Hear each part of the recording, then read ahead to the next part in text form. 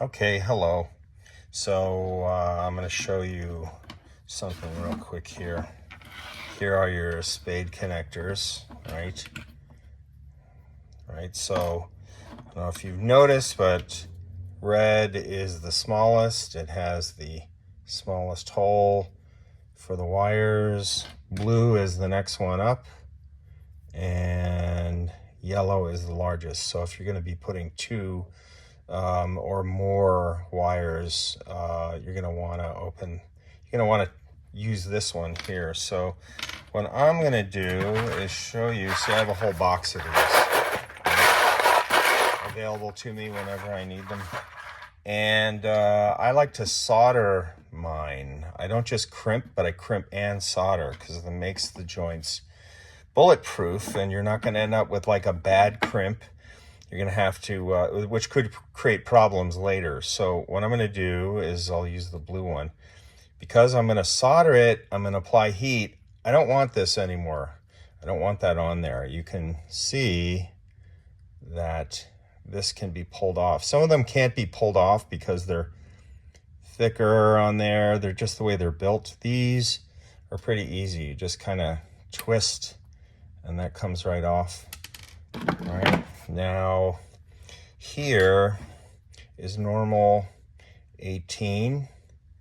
If you look real close, you get some bright light on this. You can actually look along the wire and you'll see on there, it'll be printed. There'll be a bunch of text printed on there, but if you look, you'll see the gauge. This is 18, normal 18. You can see how big it is. This is normally used for just about everything unless you're carrying a lot of current. This is, I think, I'm just guessing, 14 and or 12. I don't know. This is probably 12 or 10. So if you're gonna be, you should match the size of the wire you're replacing for sure. That gives you an idea of the sizes. So what I'm going to show you is to crimp. You take and strip off about that much, right? Twist it so it keeps it all together so you don't have any stray wires, right? Then I'll take this one right here. If you look real close on the top side, see that side right there, there's a split, right? So what I'll do is take my crimpers, and they have, you can see it has that nub right there, right? I'm going to put that and line it right up on that nub so it hits it right dead center. Then I take my wire. So let's see, in, crimp. You can see what happens. It crushes it. And you can see right there. Now I take it in this part right here. Come on, there we go. And I compress that crimp like this. Now you can see it squeezed it. Now I take my handy dandy little magnifying man, and I put this guy in here like this, and I take my solder.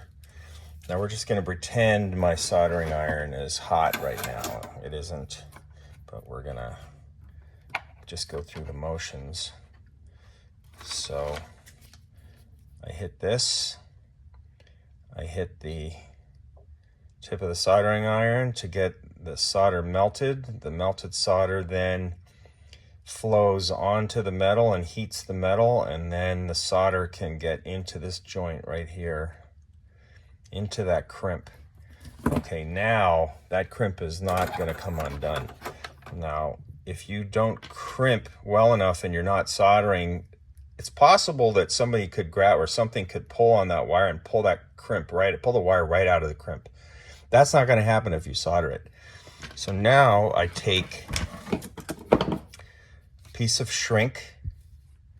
Okay, now I'm going to cut it to about that length right? And then that shrink fits right over, whoops, come on, over that spade connector. Just leave a little bit sticking out, and then I hit it with this torch. Got to kind of go back and forth, and don't hit it too hard because you don't want it to burn the wire or burn the shrink. And sometimes if you can stand the burn, you can squeeze, ouch, you can squeeze it, see how it molds around the wire.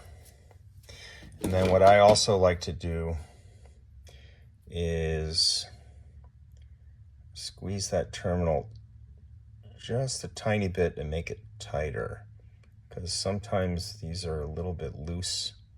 You'll know when you try to push it on if it's loose or not. So there you go. It's soldered inside. It's not going to come undone. It'll be tight onto the terminal that you plug it into. And also make sure the terminal is nice and clean before you put the spade connector on it.